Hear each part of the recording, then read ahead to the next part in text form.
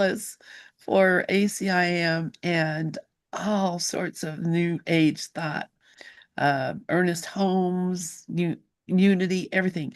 Anyway, Zulma, this mic is all yours.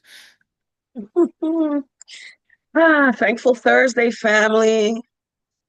Thankful Thursday, thankful Thursday, thankful Monday, Tuesday, Wednesday, Friday, Saturday, and Sunday. It is written in all things, give thanks. All things, not some, but all things. You all are going to have to work with me today because Lovable was in charge today. And um, yeah. So we'll talk about that in a minute. We are here to talk about A Course in Miracles meets Science of Mind and other metaphysical teachings, um, however it comes up and however it comes out, and how we can relate it to our life. Because it doesn't matter how much theory we have and how much studying, reading, studying we do, if we're not practicing, then it's all in vain.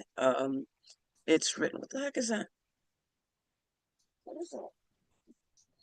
Oh, it's my sweater. I'm like, what is this colorful thing behind me? It's a sweater. Uh, um, um, it's all in vain. It's written in the Bible that a person who is a hearer and not a doer is like someone who looks in a mirror and immediately forgets how they look.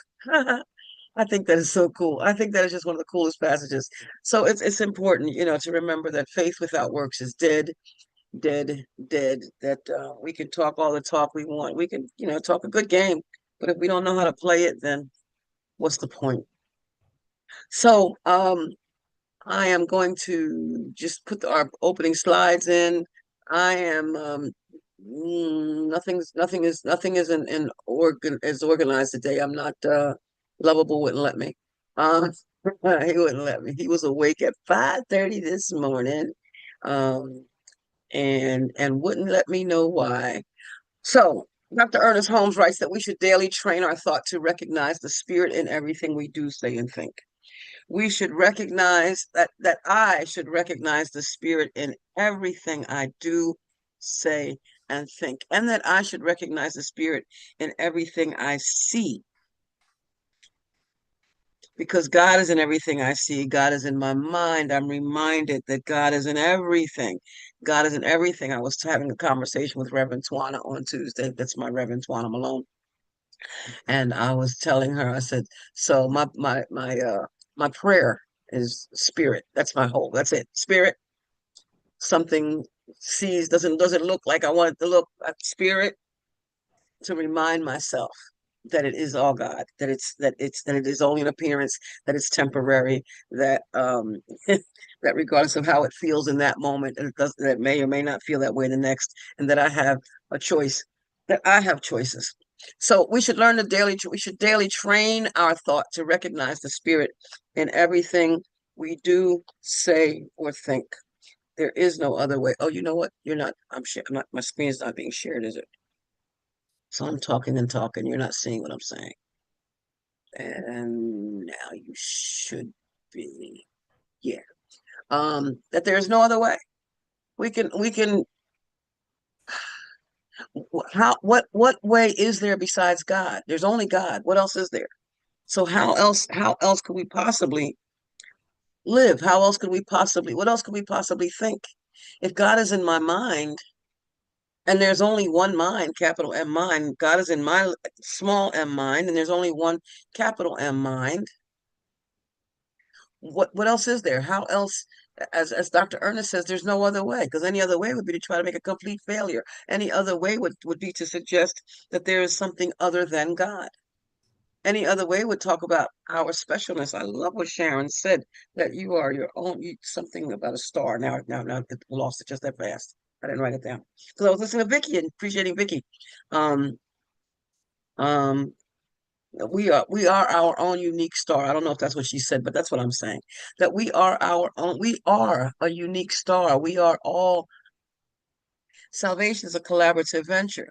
Salvation is indeed a collaborative venture. And even though, when we talk about all this, we talk about that there's nothing outside of us, but that's because there's nothing inside of us either. not because of, the allness of it isn't the allness of it. I can't recognize the God in me without recognizing the God in you. The fact that I can say that there is a you means that in that sense, there's more to me than just this body. You are me. And that remembrance, just that remembrance, um, that's holding true for lovable as well. We're gonna talk about that because I need you guys today. Um, and Dr. Ernest reminds us then that to learn how to think is to learn how to live. To learn how to think is to learn how to live. How can I move forward in life if I'm thinking backward? How could I continue to grow and recognize the peace that I am if I'm thinking that I'm not this, I'm less than, that I'm not as good as, or that you're less than, or that you're not as good as. And that's when we get into specialness. We're going to talk about specialness today. I need to talk about specialness. The course tells us that this reminds us that this is indeed a course in mind training. These are all courses in mind training. They are spiritual psychology to help us affix our thoughts to the truth of what is. And with that, we get consistency. With that, we get the certainty. With that, we can demonstrate and rest in the love of God. Mm, I like the way that felt. Oh, I like the way that felt. Um, all learning, every bit of it involves attention and study at some level. Dr. Ernest Holmes reminds us that to de to desert the truth in the hour of need is to prove that we don't know the truth. That's hot. To desert the truth in the hour of need, to desert the truth when things look the worst. That's the time. That is the time. If to desert the truth during those times, that is to prove that we don't know the truth. This is why the course reminds us that peace is wherever we are, that we need our learning most when things are difficult. That's the time. That's the time. I was having a conversation with someone um week before last now, my God, time just keeps on slipping. Uh about when I was in my last marriage. Um wait, before I go there, where did the marriage vows come from? Who wrote that? Can anybody tell me who wrote those marriage vows? We know them. Do you so and so take so and so to be your lawful will with so and so? If rich or poor, better, worse, sickness and in health, and all that. Where did that come from? Does anyone know? Because it's not in the Bible. And don't anybody know? Is that did Miss Manners come up with that or something?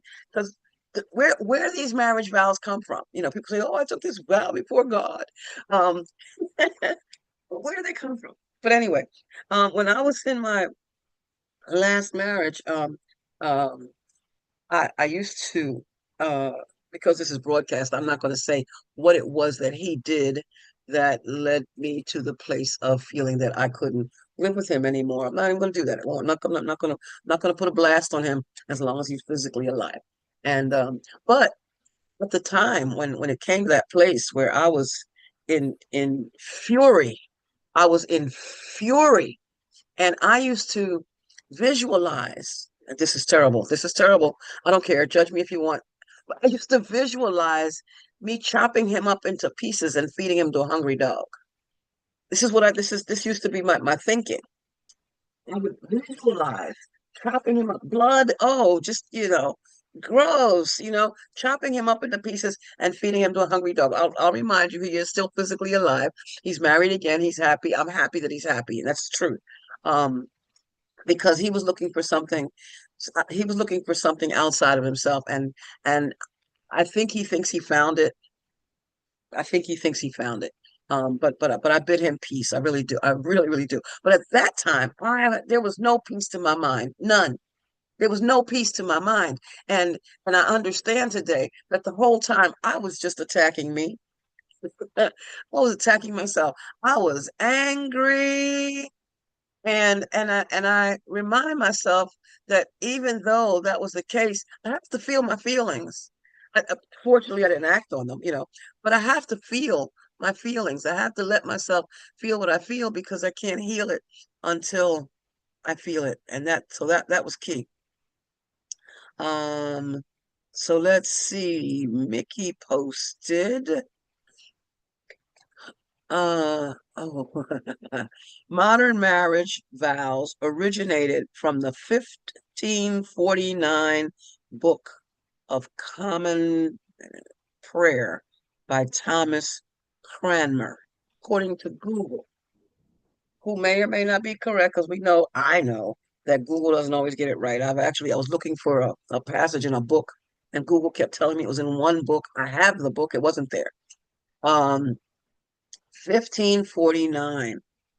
Thomas Cranmer. So if Mickey had not posted that, and I asked most any one of you, unless you're historians, who's Thomas Cranmer? You say, I don't know. So, which comes back to the question. So, did he write these vows, and why did this suddenly become gospel? Why did this become gospel? Why are these the words that we in that same conversation? We were talking about the fact that we weren't. So there's that passage in the course about, if your brother asks you to do something crazy, insane, to go along with it. But I didn't choose to stay in a previous marriage where I was going to continue to get, physically abused. That wasn't going to happen, and it wasn't for me to believe that that for better and for worse, that for worse meant, that I was going to get, hit this time, more that time, even more the next time, and continue like that until the place where I wouldn't be able to be here to talk about it because, he would have taken me out.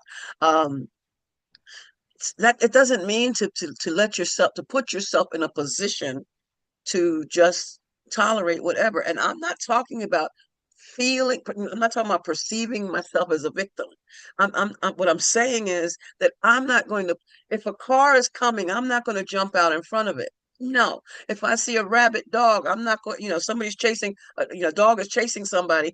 I'm not going to go jump in the way to attempt to save that person and let myself get bitten by that dog. No, if the house, if I'm in a place and there's a fire, I'm not going to stay there because it's, no, no, that's not what the course is teaching. I am reminded that I am supposed to take care of this body. I'm supposed to take care of it. It's my communication device. I need this body. I need it.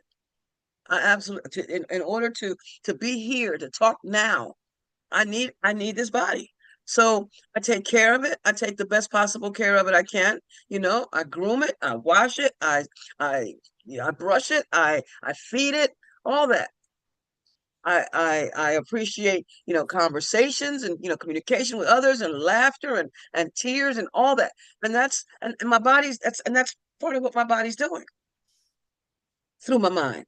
I need this communication device. This is my vessel. This is my vehicle, my instrument for being in touch in on this plane with anything and everyone on this plane, and sometimes with things that are not on this plane. But that's even another story. So Lynn wrote, she Lynn wrote, she said she had some similar thoughts, but she wouldn't feed him to a poor defenseless dog. That's hilarious. That's hilarious. But yeah, you have that thing, you have these thoughts, you have these feelings and things that you wouldn't act on. I was at work one day and there was a supervisor higher up than me, who had a thing for me, and it was like, no, no, no, no. And one day he uh it was he violated my ear with his tongue. And oh my God, it took me a while before I was able to confront him. But before I did that, I was having dreams. And in the dream, he would be walking toward me wearing a white trench coat, and I would shoot him over and over and over again. And he would, he would fall, and I would continue to shoot him. There are no small upsets. Not talking about something doesn't necessarily mean it's not there. And I guess all of this is coming up in this moment, um, because it's coming up in this moment, that it's important that we don't pretend that because we are spiritual, or because we are students of the course, or because we're metaphysics, we're studying the metaphysics, or because we've been doing this for X number of years, or because we come here to teach, and teach and learn. We come here to teach and learn, or for whatever the reason, or because you know because you're dressed so well that day, so you should look and act so well. All that pretentious stuff, it comes down to only the truth is true. Pretentiousness is not true. It's not real. It's fake. It's phony. And it does not bring peace. Ultimately, it doesn't bring peace. It doesn't bring peace. Um, hmm. All right. I said all that. Here we go. And I don't even know why. That's just where I am at the moment. Um, Oh, because of the conversation that I was having with this individual, and we were talking about the pretentiousness that goes with a lot of the teachings, not the teaching itself, but the people who are studying, who um that that that, that that we're supposed to act a certain way, that you're supposed to this and you're supposed to that. Well, no puppeteers in my world. No puppeteers. I'm not a puppeteer. I'm going to take, oh, come on, screen for a minute. I'm not a puppeteer, and I don't let myself be puppeted. Um, I I do the best that I can to change, to let my thoughts change when I'm feeling pain of any sort. When it's anything in the fear mode, I do the best that I can to let it pass. Um, but the course says you have to forgive it first to understand it. And in order to forgive it, you have to look at it. And in order to look at it, you have to recognize that it's there. So for me to even try to say, "Oh, it's not," oh no, I'm all right. Oh, it's okay. Oh, it's fine. When it's really not feeling fine at all, I'm hurting myself. And that's how some diseases begin, because what we hold on to holds on to us. So I'm very much appreciative of those who are willing to just let whatever they're feeling, let what they're feeling, let it be felt, let it out, however it goes. And sometimes you like, oh my God, are they talking about that again? But sometimes we need to recognize that, if that it is a call for love, and then we in turn have to be willing to extend the love rather than call for love ourselves by saying, oh, I wish they'd shut the heck up with that kind of thing. All right, so I'm going to keep on moving on. I don't even know where all that came from. I don't. um I'll go back to sharing my screen. This is a course in mind training, and all learning involves attention and study at some level, because an untrained mind can accomplish nothing. We can do it all day long. We can read it and put the book down. What did I just read? Don't know. Okay. Oh, kumbaya, everything's so sweet, wonderful, because I get to be here, and then go out here and raise up a storm, because what's coming out of me is what's in me. Joe Goldsmith writes that you govern your surroundings by the nature of what is taking place in your consciousness. You govern your surroundings by the nature of what is taking place in your consciousness. That's a big one for me. Because I'm looking literally at my surroundings, my material surroundings, and I'm gonna look at that particular sentence a little harder today. And Christian Larson, he writes that we naturally become master over all life when we can understand and master the process of thinking, because God is life, and God is thought, and God, the isness of God is everything. And I just said God is thought. I'm going to come back off of that. No, not the thinking, changing thought, but God is in everything I see because God is in my mind, and God is mind, capital M mind. God is the mind in which I live and move and have my being. So, um, uh, I have to realize and remember that mastering life is recognizing that I am the place where God shows up. That's the name of a song by Eddie Watkins Jr. I am the place where God shows up, and God is the place where I show up. I am the place where God shows up, and God is the place where I show up. I love it. I love it. I love it. That grabbed a hold of me the other day. Not only am I the place where God shows up, but God is the place where I show up. And I'm trying to figure out where my mouse disappeared to. Okay. Um, and with that, one of my favorite passages, which I want to talk about more today, and I want your assistance with it. Every response you make, every response you make is determined by what you think you are. Hmm. What you want to be is what you think you are. Because what I want to be in this moment is what I am. It's what I am. And what you want to be then must determine every response you make. That's huge to me. That is huge to me. That I've had that in a frame, this desk, um, for years and years and years. It should be dusty. Years and years and years. Here it is. You can't see the words, but that's what it says. You can. Every response you make is determined by what you think you are. And what you want to be is what you think you are. What you want to be, that must determine every response you make. And and and the question then that came up for me just this morning, based on that very thing, just based on the first part of that. Every response you make is determined by what you think you are. What do you think you are? What do you think you are in this moment, right now? What thoughts are you thinking? In this moment, uh, is there is there a judgment? I'm judging the fact that every week I come up with I put the same slides on the screen initially every week. And for whatever the reason, I had a thought, man, I wonder if they're tired of seeing these. That just came to me.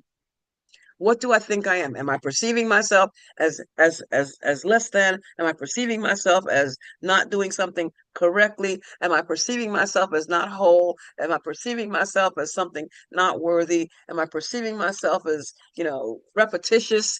What's going on here right now, Zulma? That just this second it came to me. But that thought, what do you think you are? And Sharon said something about that star being that own unique star. I think that's what she said. And if not, that's what I'm saying. It's we are a unique star, and we're supposed to get the uniqueness of it. The uniqueness of it is what makes it interesting.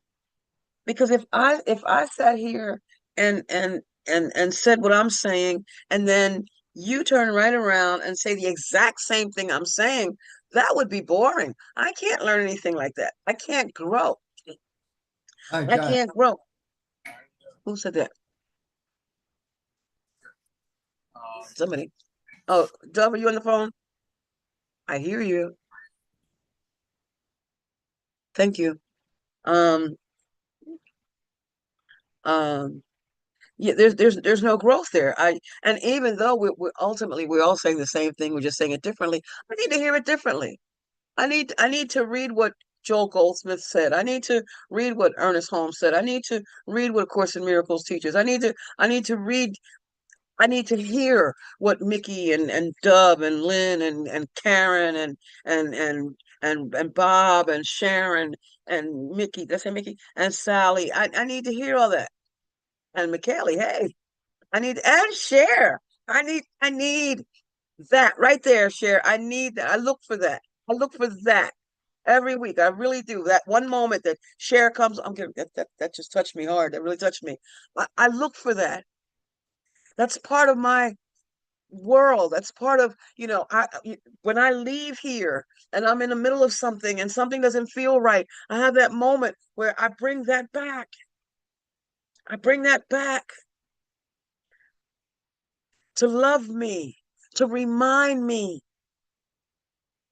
that everything happening out here, it's coming back. It's just coming and going and coming and going. It's giving and receiving. It's giving and receiving. It's giving and receiving. It's a love thing. It's a love thing. What do you think you are? So, um, let me go with the passage from the course. Let me go with the next passage first. I will do that. It is not you who are so vulnerable and open to attack that just a word, a little whisper that you do not like, a circumstance that doesn't suit you, or an event that you didn't anticipate upsets your world and hurls it into chaos. It is not me. It's not the me that I actually am that's that's freaking out when Lovable is having seizures. He had 3 on Tuesday, and he has them back to back to back. Truth is not frail. But not only is it not me, Zulma, it's not Lovable either. That's vulnerable and open to attack. Truth is not frail. I had to be reminded. Well, let me finish. Illusions leave it perfectly unmoved and undisturbed. Illusions leave what I'm seeing in my doggy unmoved and undisturbed. I'm seeing a body, a being doing what beings do. Our bodies, 1 minute somebody has a cold, somebody has diabetes, somebody has high blood pressure, somebody has cancer, somebody, we all something, because that's what bodies do. And in the case of Lovable, it's epilepsy. Um, or it's grand mal seizures. Give it whatever name you want to give it, and phenobarbital may or may not be working. I don't know how long it takes to. It says a few weeks. I don't know what that means. It's only been since August the 7th that he's been taking it. Illusions leave the truth perfectly unmoved and undisturbed. So the fact that I am letting myself become moved and disturbed makes it clear that I'm not seeing the truth. Although I have to admit, um, when Lovable first goes into this thing, um, that initial feeling of, it's oh no, not again, But now I just pretty much turn the video on because the veterinarian says she wants to see, she wants me to document when and this, that, and the other, and you know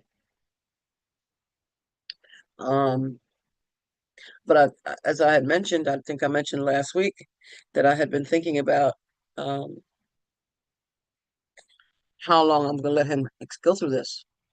Anyway, let me keep on reading before I go into a different place. Specialness is not the truth in you. You are not special. I am not special. My doggy is not special. Specialness can be thrown off balance by anything. what rests on nothing, specialness that is, can never be stable. And however large and overblown it seems to be, it still must rock and turn and whirl about with every breeze. Without foundation, nothing is secure. Who do you think you are? Who do you think you are? Who do you think someone else is? Who do I think lovable is? He's confusing the heck out of me.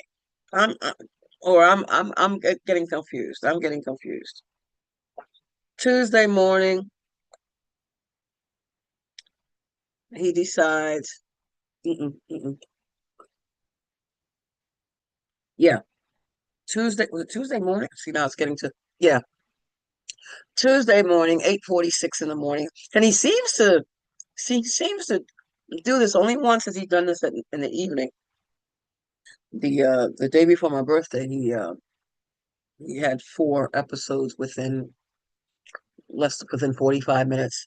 But for the first time, starting in the evening. But generally in the morning, generally around mealtime, sometimes before, sometimes after. Um, he goes into this, when it's time to go to work. I said, okay, what if I'm not supposed to go to work today? Well, just scratch me and make me keep taking you outside or something. You don't have to be so dramatic with it. Um, but one's a Tuesday morning at 8:46 and then 8:56 and then 9:03. Um, he had 3 episodes and the energy, the lack of energy that he has after that, watching all that happen.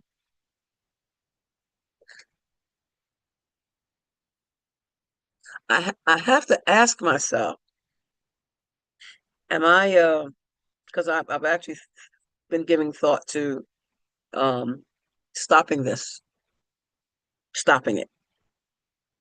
Because even though he doesn't remember that it's happened, because they go into amnesia. I mean, crazy amnesia, start, wandering around like a drunk and pacing back and forth and can't doesn't recognize anything and walking into walls, whatever. But it's pain.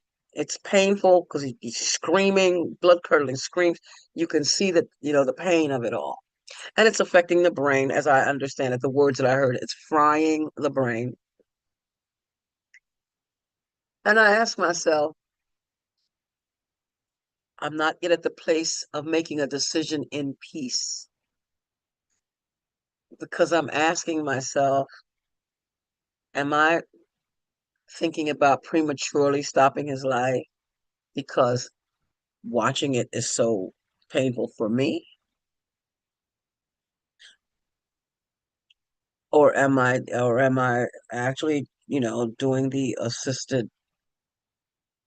uh the assisted suicide thing? Yeah, back and forth in my head.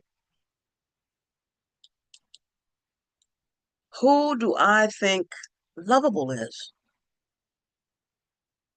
Who do I think lovable is? Or what do I think lovable is? What do I think lovable is? Do I think he's a body?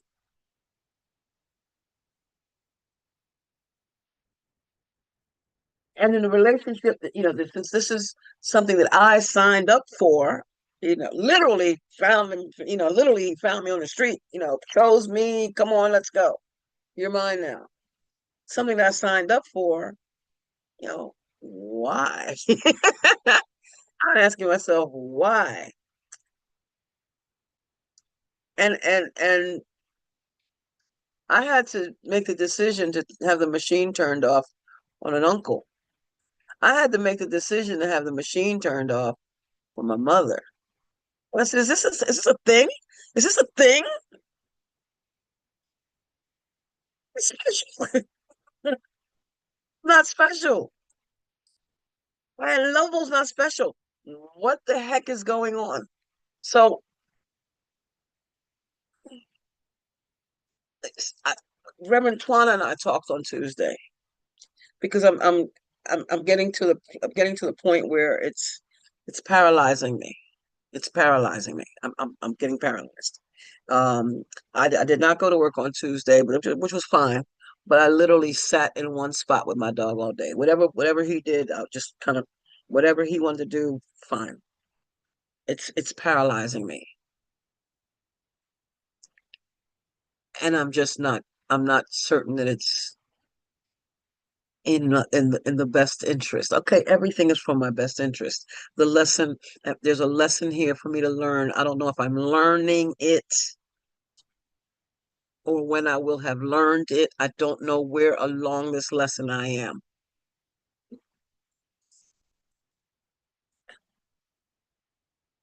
This morning he wakes me up at 5:30. Very unusual. 5:30. I'm thinking, he want to go out? Nope, he doesn't want to go out. Put the leash on him? Nope, doesn't want to go out.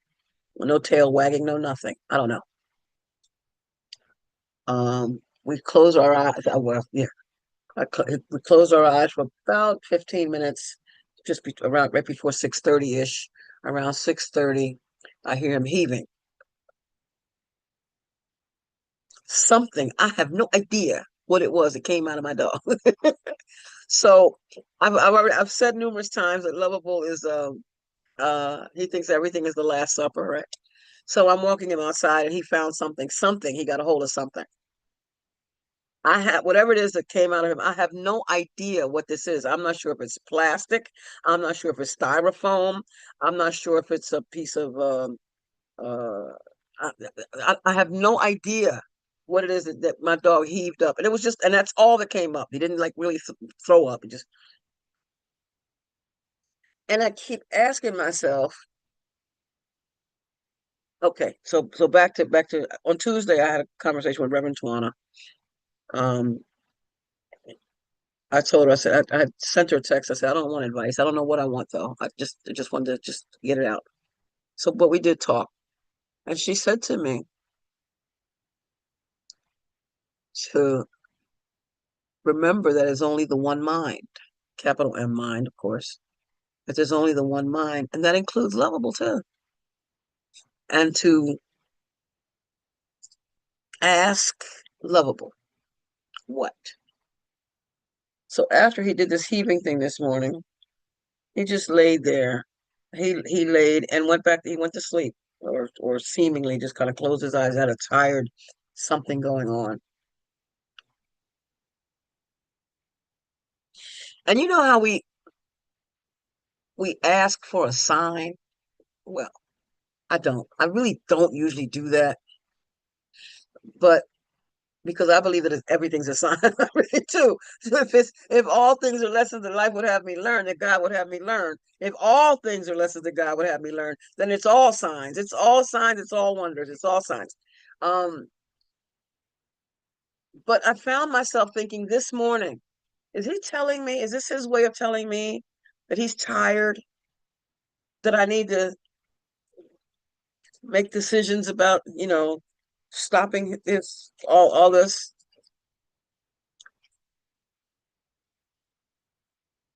And in that moment where I'm thinking that's probably what it is, my next thought is a fearful one.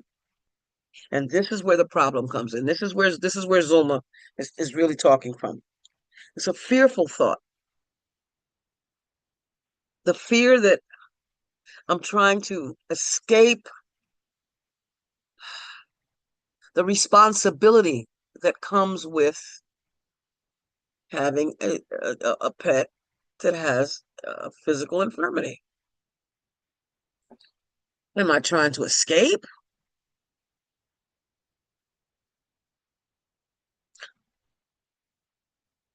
Or is it really in the best interest of my puppy to relieve him of what's happening?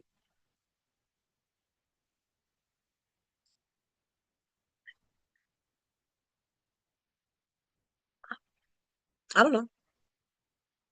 I don't know. I just don't know. Um, and I'm going to stop talking about it because um, just like I said, I wasn't asking for advice. Um, the one thing that I see that McKelly said, and I appreciate it, is that peace is always the answer. Oh gosh, and Regis raised his hand. Thank you, my brother. Yes, please go right ahead.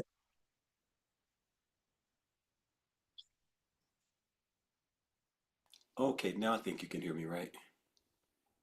A little louder, please. A little louder, a little bit louder. Okay, is that better? Come closer to the mic, sir. Okay, let me see what the mic is on. It may be on the wrong setting. Oh, is that better? Any better? Yes. Oh That's yeah. Oh yeah. okay. Much. All right. So, um, as you were saying, not really looking for asking for advice, um, but the question rose up in me. Not only we're all in this room, so it's all our question. You understand? And it rose up for me. You saying, am I afraid maybe of taking the responsibility? But what came up to me is, am I afraid of being the God that I am? Mm, See, it's all our creation. And God, wherever we think God is, up in the sky, deep down within us, out on the ocean, or wherever we see God, God has, He respects us as the part of Him that we are as God. And it's not only about lovable, but we come to that same challenge with our own life and our own decisions. Uh, you know, to divorce or not divorce. What am I afraid of? Am I afraid? Where is the God outside of me that wants to weigh in on that decision? There is none, because I am God. And I know we as spiritual people still struggle with that. The great Marianne Williamson quote of, we're not afraid, we're afraid of the power that we really are. Everybody know the quote that I'm referring to, that I'm jumbling up today. I normally can say it, but our greatest fear is of our own greatness, our own power, our own sense of being able to make right decisions. There is no wrong decision. There is no there is there is no counsel outside of us that's truly saying, "Oh, you shouldn't have done that. You should have done this." That's that's just a false concept that we all struggle with, and I'm going big by saying we all. And if we really look deep into our lives, in some capacity, this human experience, we float into some area where we think there's an outside counsel that's weighing in on our decision. And then when we come to those places where it's all up to me, like one of the beautiful things about being in a relationship is you get to mirror, you get to see things that you might not would see. And you're in a relationship with Lovable. I'm in a relationship with Tracy. But one of the things I notice about her is that when you say to her, whether it's what we gonna eat or anything large of life, where do you want to go? Where do you want to go on vacation? When you put the ball in her court and say it's your decision, there is no right or wrong decision. What do you want? I see nothing but panic. just, just, just, just panic. Just freeze. We have that egoic psychology response, flight or freeze. And that's just that freeze. And I think, as you were talking about, what am I afraid of in this decision making process, I think the question is even bigger. It's not what am I afraid of as far as being a pet owner. Is, am I still afraid to be the God that I am, Hmm. to be the all-encompassing decision maker that has been given to me. All power in heaven and earth, can we say, have been placed in our hand. We want to get religious and say, oh, that was for Jesus. That wasn't for me. I don't want that responsibility. you know. But anyway, that's kind of where my thoughts went. Thank you. Thank you. Thank you. Wow. We forget what we are. What do you think you are? What do we think we are? Do we think that we are powerless? Do we think that if we come here next week or whatever, whenever, and say, hey, I made a decision that um the physical life that my doggy had is not a quality life, and I let it go. Am I in fear of what you're going to think of me if I do that? Am I in fear of what you'll think of me if I don't? Oh my God, how can she let that dog? Well, maybe she hasn't been giving him the medication long enough, and she, it hasn't had enough time to get in there, and um, all this is going through my head at this moment. At this moment, I can't say that I had consciously thought this before, but this is the thought that I'm having right now, and it comes back to, well, what do I think I am? Regis, you just told me, you just reminded me of what I am. I am the place where God shows up. God is the place where I show up. I am the God of my own understanding. God's will and my will is one will. I can grab a whole bunch of, different. That's what it keeps coming down to. And if there's nothing outside of me that's going to make decisions for me, except maybe lovable. Go ahead, Regis. You're muted, brother. You're muted. Oh, one thing I was intending to say that I forgot to say, this world has also trained us. This world has a lot of uh, cliches and ideas that says, don't try to play God. Who do you Mm-hmm. think you are? You trying to play God? So see, this thought system, like, that's why I always try to let people know how much we think we living in this world. The Bible says, be in this world, but not of this world. That's a big task. That's a huge task, not to be taken lightly. There are so many subliminal messages uh,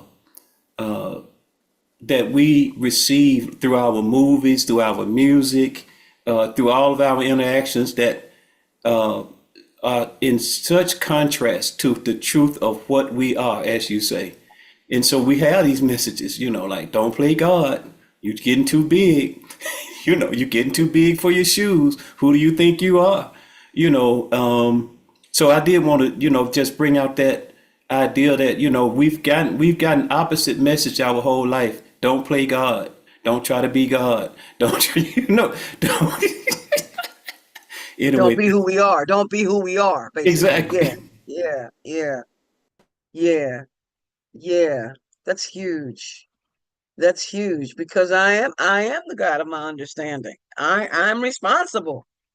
I do this. I did this. I'm doing this. I chose this puppy. Little sweet little self. Um this morning he was just laying around, and he went back to sleep. And then when he was good and ready, he just propped right up and just popped right up, and I said the break fast word. I said that, and he, now he's really like this, he's ready in the kitchen. He's ready. Um, he just heard that word, the place. He was ready. Um, I know that when the time comes to do whatever needs to be done, if anything needs to be done, then it'll be done. And Lynn writes, so we just put the quote in from Marianne Williamson. Thank you for that. Our deepest fear is not that we are inadequate. Our deepest fear is that we are powerful beyond measure. It is our light, not our darkness, that most frightens us. We ask ourselves, who am I to be brilliant, gorgeous, talented, fabulous? Actually, who are you not to be? Who do we think we are? Who do you think you are? Who do I think I am? Um, Actually, who are you not to be? You are a child of God. Your playing small does not serve the world. And the course talks about that littleness versus magnitude. Um, be not content. Don't be content with littleness. Don't be content with littleness. Don't be content with thinking that you are hopeless, that you can't make a decision, and that the decision that you make is going to be a wrong one. It's still all God. It's still all God. I can't, whether we call it a right one, or the decision, whether we call it a wrong one, we think it wasn't the right thing. Maybe at that time we didn't know better, so we did what we thought was best. Some things are irreversible. Um, but all that. Marianne Williamson goes on to say, there is nothing enlightened. Your playing small does not serve the world. There is nothing enlightened about shrinking so that other people won't feel insecure around you. Jeez, I don't have to please you. Why? Why do I have to please you? Wait, I'm copy pasting as we go along here. Um, um, yeah, who am I to have to I don't have to please you. I don't. And to think that I do is a mistake. Um, Goes on to say, now let me copy this. Goes on to say, we are all meant to shine as children do, which goes back to what Sharon said about the individual star. We're all a star, but we're not special, or we're special as everyone else. I'm not special. Lovable's not special. What you think of me is not special. Oh, absolutely. What you think of me is not special. I may give it a lot of value. It may have meaning to me. I'm giving it all the value, all the meaning that it has. But in and of itself, it's just another opinion, including my own. We were born to make manifest the glory of God that is within us. It's not just in some of us, it's everyone. And as we let our own light shine, we unconsciously give other people permission to do the same. And not just people. I'm talking about my doggy too. You all you all know Lovable. You all have people don't ask me how I'm doing. They ask me how Lovable's doing. That's all the time anymore. Hey, how's Lovable? Not how are you? How's Lovable? By the way, how are you? It's kind of funny. I think it's cute. And as we let our own light shine, we unconsciously give other people permission to do the same. As we are liberated from our own fear, our presence automatically liberates others. Yeah. Thank you for that, Regis. I'm going to copy paste before I go any further, and then I'm going to read what Lynn wrote about the course and what it says about everyone experiencing fear. Everyone experiences fear, yet it would take very little right thinking to realize why fear occurs. Few appreciate the real power of the mind, and no one remains fully aware of it all the time. Which, um, and that's true, because the Course reminds us that we don't guard our thoughts carefully enough, that we are too tolerant of mind wandering. Yeah, Yeah. Too tolerant of mind wandering. We go into that sleep of forgetfulness. We all do it. That's that whole human thing. If that weren't the case, then we would be in that same position as those who have already elevated and to that single place. And certainly I'm not there yet. Uh and I guess I need to be okay with that. Few appreciate, okay, and no one remains fully aware all the time. However, if you hope to spare yourself from fear, there are some things you must realize and realize fully. The mind is very powerful and never loses its creative force. That says that early in the course, very early in the course. The mind doesn't stop. We can't stop thinking. We can't turn it off. We go to sleep. We can't turn it off. It's just like the heartbeat. It's constant. It's constant. Um, the mind, it never sleeps. Every instant it is. What does it say? Every instant it is Creating. creating. Oh my God, is this okay? There was something on my screen. I can't tell you what. I'm not even going to tell you what I thought I saw. Every instant it is creating.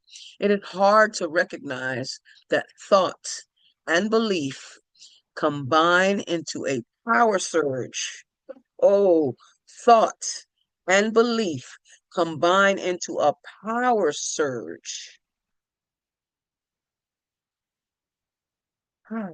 that can literally move mountains. It appears at first glance that to believe such power about yourself is arrogant, but that is not the real reason you do not believe it. Again, the question, what do you think you are? You prefer to believe that your thoughts cannot exert real influence because you are actually afraid of them. Here we go. That's what I said. Listen, that's what I said. What I'm thinking is frightening me. Not reality. Reality is not frightening. It's my thoughts about reality. It's not pulling the plug on lovable that's frightening me. It's my thoughts about the pulling the plug, my feelings about the whole future thing and life without him, and then you start questioning, well, why did I even do this in the first place, and all that.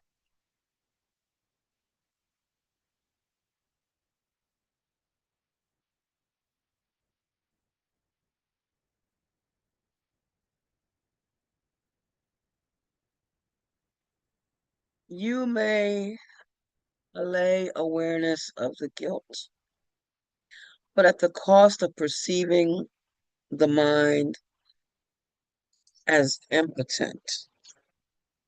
If you believe that what you think is ineffectual, that it has no effect, you may cease to be afraid of it, but you are hardly likely to respect it.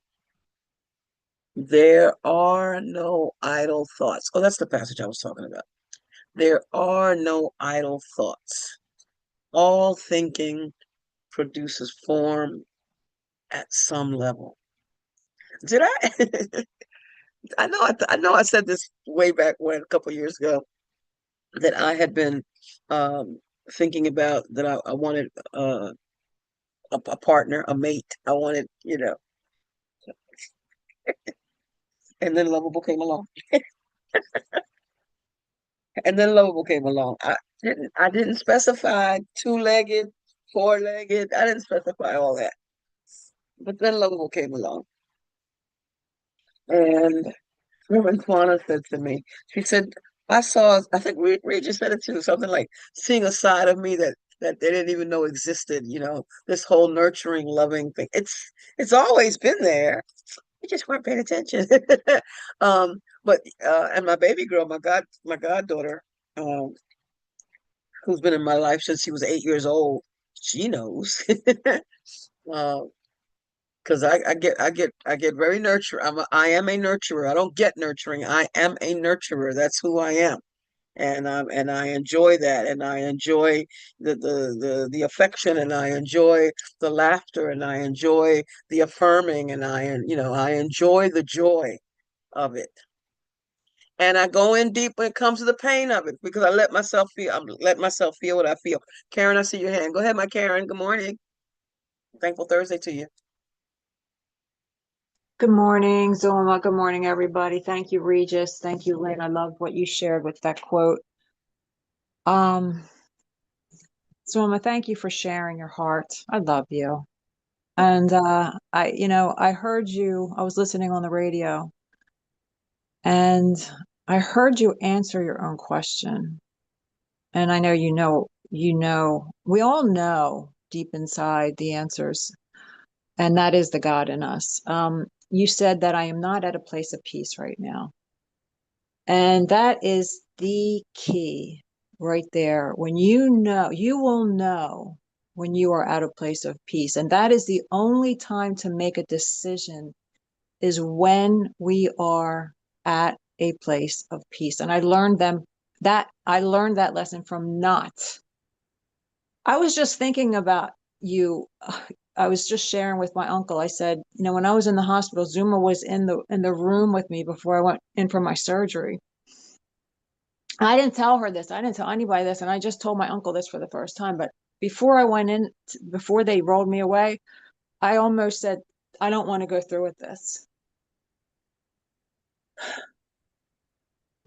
That was my gut right then and there. And I didn't listen.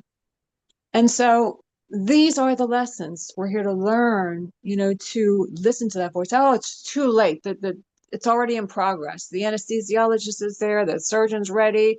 I'm on board. I'm ready to be rolled in. You can't back down now, And I thought of my brother right before he got married, right before he walked down the aisle. He got divorced 3 years later. He said, Karen, before I walked down the aisle, I wanted to run out that door. He said, I did not want to marry her. He said, but it was too late. I felt like it was too late.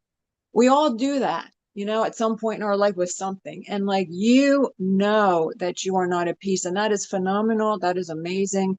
And that is all that is your navigator. You will know the right decision you make when you're at peace.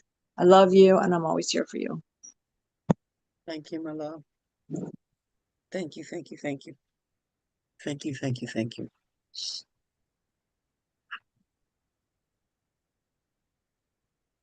Okay. And surely this little thing, he's gonna let me know. He'll let me know. And I just keep you all posted. I'll keep you all posted. How about that? I'm gonna find something. I just found something from um Ernest Holmes. Totally different subject. He let's see if I can share screen on this. I'm finished with that. I'm finished with that for now. I thank you. I got what I needed. I got what I believe I needed. I'm gonna go into pause mode for that. Or whatever. We'll see as the day goes. So Ernest Holmes from the Science of Mind textbook, the definitive edition. He says, place no limit on principle. Now, the Course in Miracles starts with 50 of them. Principle. It always comes back to the principle. It always comes back to the principle. And it's Thomas Troward who says that principle is not bound by precedent. Principle is not bound by precedent, which means the past has no effect. The past is not the determiner of the present. And it says that in the Course in chapter 13 in section 4 under in the guiltless world, it talks about that, how the ego has no regard, but now means nothing to the ego. It thinks that it's supposed to bring the past, like Tarzan holding the rope. I won't let go of this rope until I have another rope. But it's kind of like putting the ropes together all at one time. Like that moment of time I'm bringing it into this moment of time. But we're taught, place no limit on principle, no limit on principle. Know your own mind, Dr. Ernest writes. Train yourself to think what you wish to think. Be what you wish to be.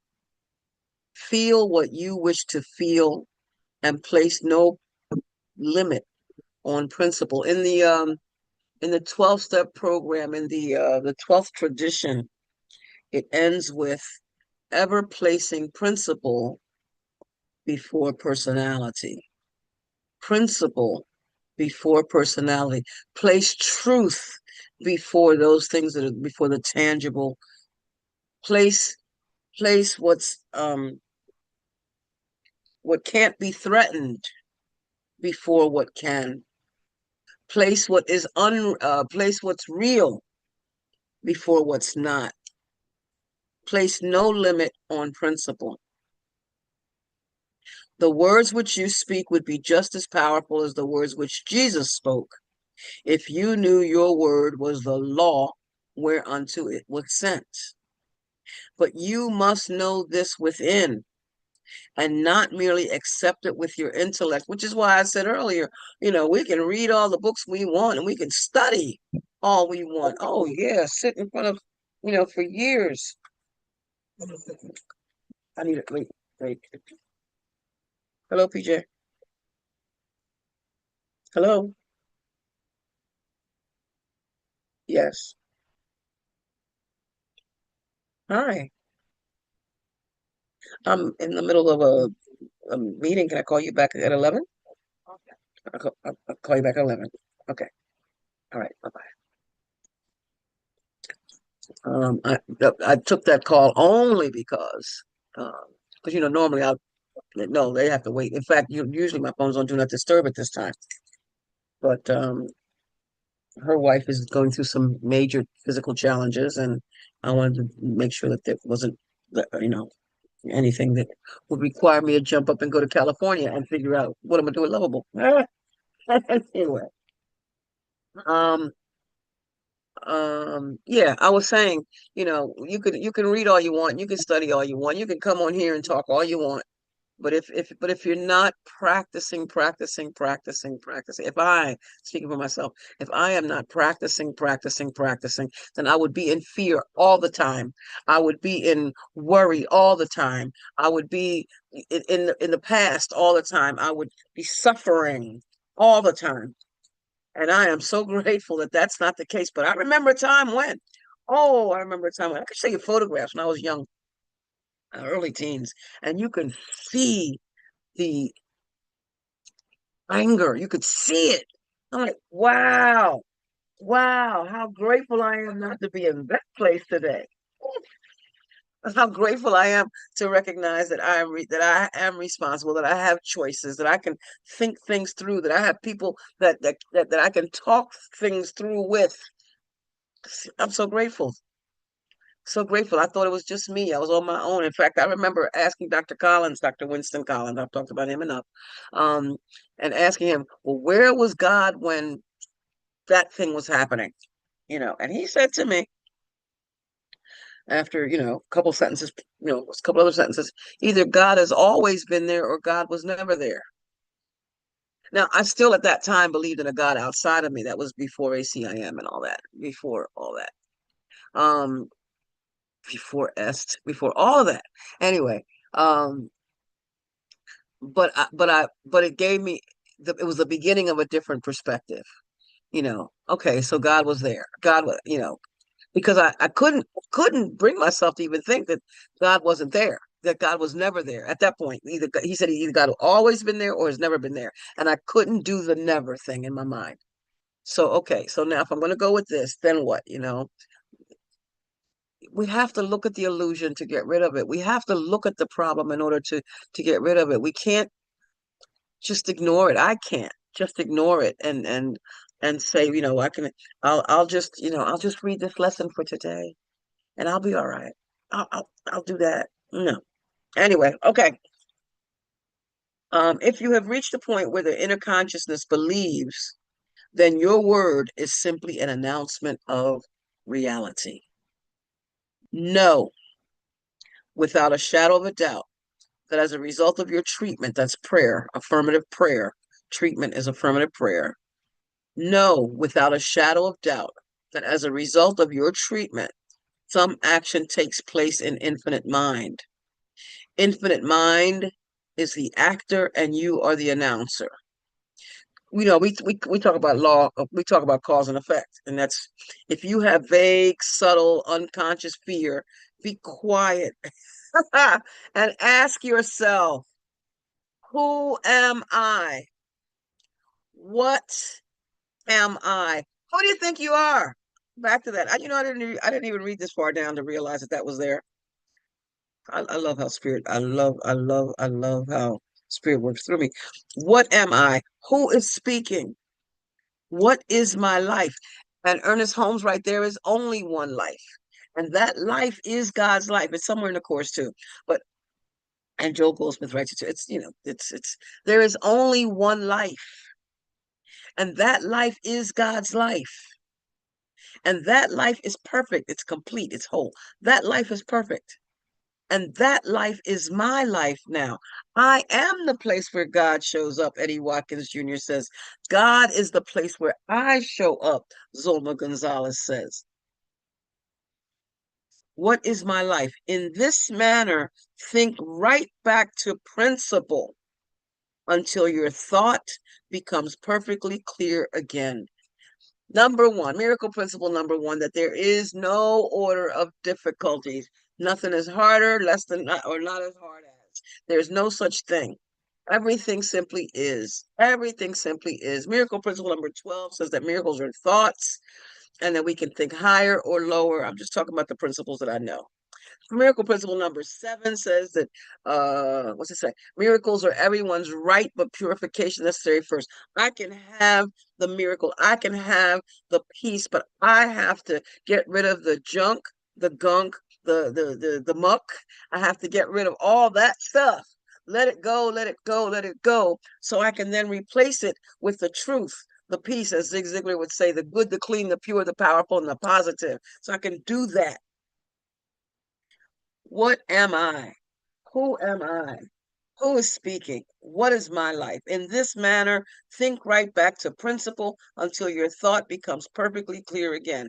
Such is the power of right thinking that it cancels and erases everything unlike itself.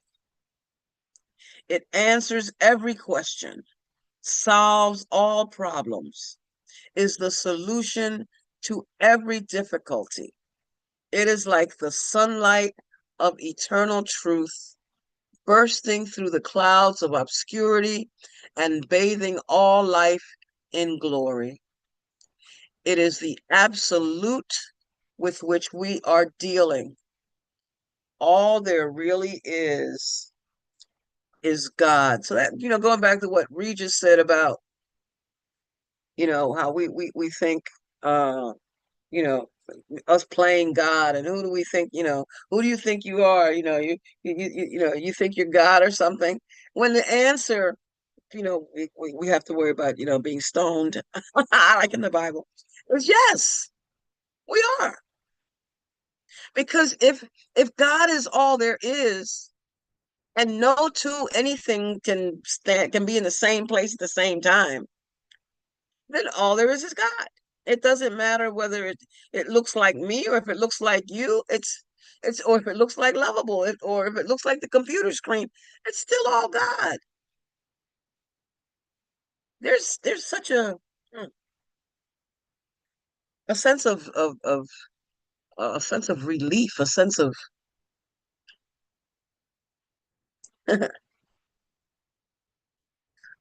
realizing the truth. Back to it's not you who are so vulnerable. It's not me that's so vulnerable and open to attack, that a circumstance that doesn't suit me or an event that I didn't anticipate upsets my world and hurls it into chaos.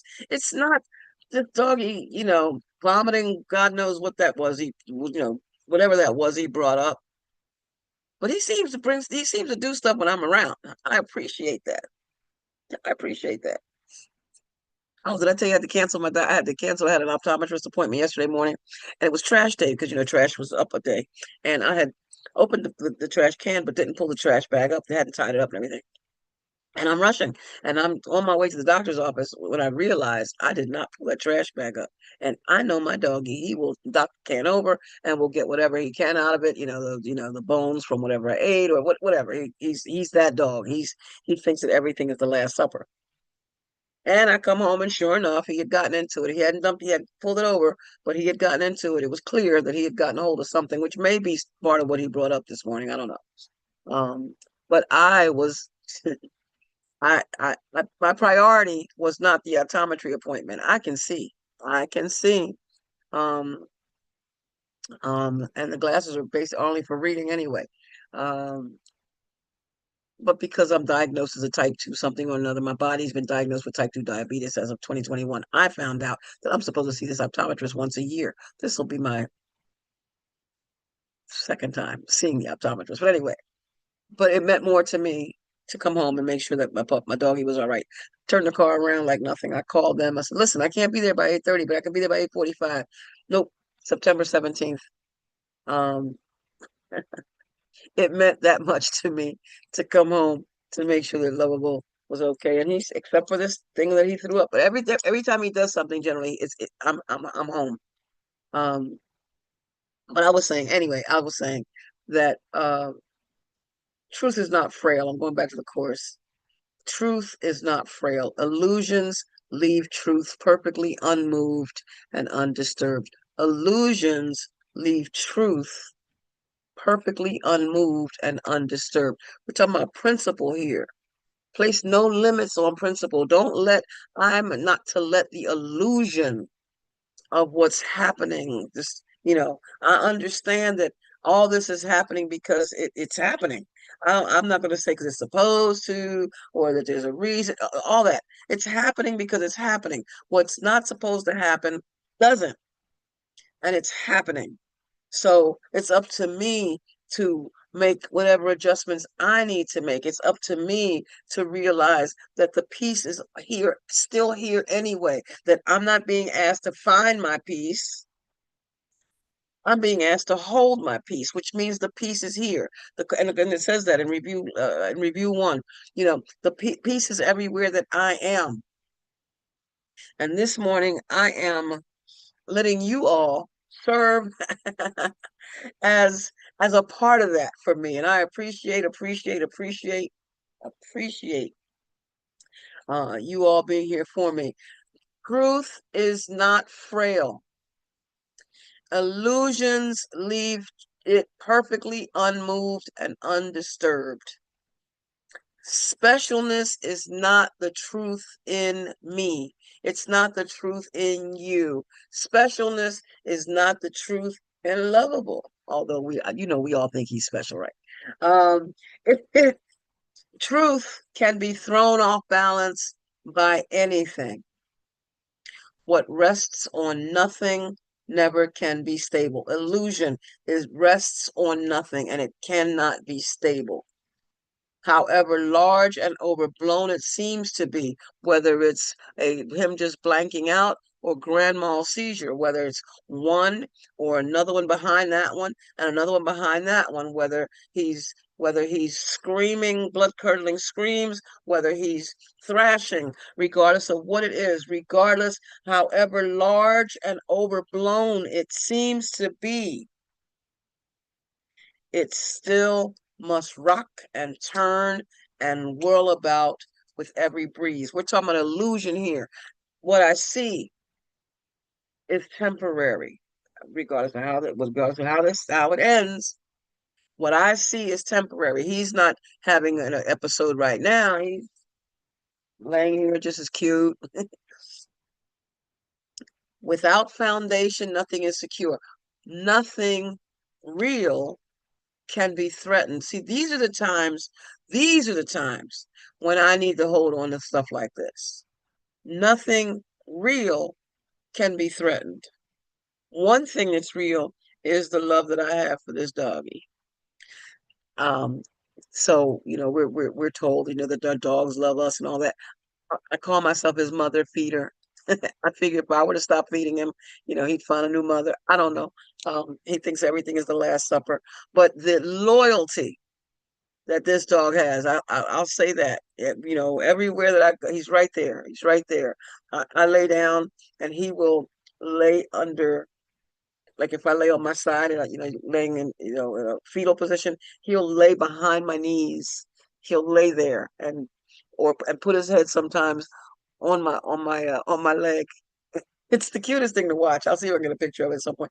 But these are all my memories that I'm creating and holding on to and sharing with you all um, in love. And I really appreciate wholeheartedly that to be reminded of the God that I am, to be reminded of the God that He is, that it's all God, that it's all God, all of it, all of it.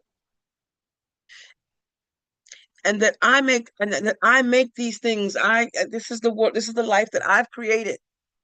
This is the life that He created. What how the fact that He knew He that day when He was walking around, He wasn't looking, He wasn't putting His paw on other people's thighs. He was at their ankles. He was following people around, following people around. And I stopped, and I looked behind me. He was over there somewhere, and how He walked up to me just as nice and put His paw on my thigh and looked in my eyes. That's just like, wow, wow. This relationship was supposed to be. You all were supposed to know about Him and appreciate Him, um, and love Him along with me. I thank you. I thank you, family, for being here. I thank you all for listening. I had no plan this morning. All I know is that I needed to be in a place where the pain in my head would go away, and it's gone. And I thank you. I thank you, thank you, thank you. Um, Remembering that without foundation, nothing is secure. Remembering that nothing real can be threatened. And that second sentence is saying the same thing. It's just saying it in different words. Because what's not real has no existence. What's not real is not permanent. Nothing real can be threatened, because if it's real, it has permanence. It's not going anywhere. It's just not going anywhere. And that would be the love and the peace and the truth. We hold our peace. We don't go find our peace. It doesn't go anywhere. It's already right here, and right now. And I'm grateful, grateful, grateful. And with that, and Free just wrote, lovable reminds him of how easy it can be for us to receive. Yes. Yes. Because he's always got that little face. He's always, what? What? What? That's the cutest thing. These are my memories. And you all get to share them with me. Thank you so much for sharing them with me. And with that, then, time being what it is, Lynn, I'm giving you the mic. Thanks again, Thank you. family. Thank you so much, Zelma. As always, wonderful sharing, and I'm just so grateful for you and grateful for Lovable and what he's brought into your life, which is, beyond anything. So, anyway, thank you, thank you, thank you. That's my phone. It's Walmart. Anyway, I'm going to turn off the YouTube. And also, if you're watching us on the YouTube, remember to like and subscribe. Like and subscribe. So I don't know what that does for us, but it certainly will let you know whenever we're going to have another live event, which happens all the time.